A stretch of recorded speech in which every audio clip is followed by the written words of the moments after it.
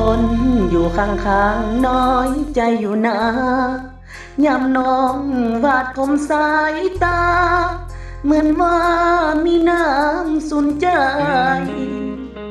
น้องคุยกับเขาแต่คำเว้า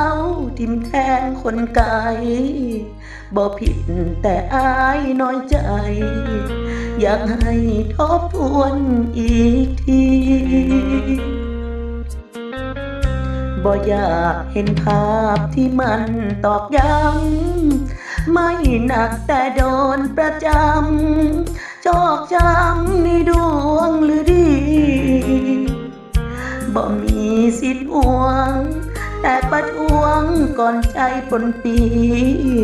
ให้หยุดข่มเหงกันทีแบบนี้อายทรมานบ่แม่นแฟนกันสัมพันธ์ก็ด้วยใจพักบ่แม่นคนฮักแต่หูจักเกินธรรมดาบ่เป็นวันใดรู้ไหมว่าใจพรำหาอยู่ไกลเพื่อใจเรื่อยมาเหมือนว่าน้องคือดวงใจคนอยู่ข้างๆน้อยใจอยู่นาว่าน้องเอ็นดูสายตาต่อหน้าอย่าทำเกินไปบ่มีสิทธิ์ยังก็บ่อยากฟังคำว่าใส่อาย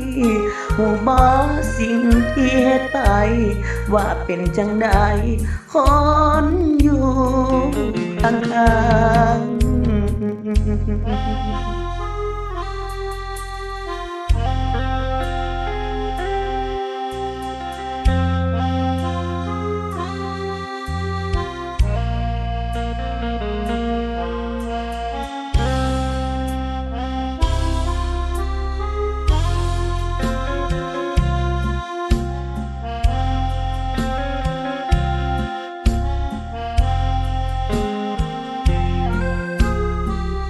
คนอยู่ข้างๆน้อยใจอยู่นา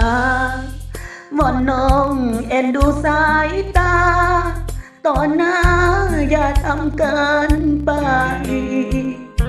บ่มีสิทธิ์ยัง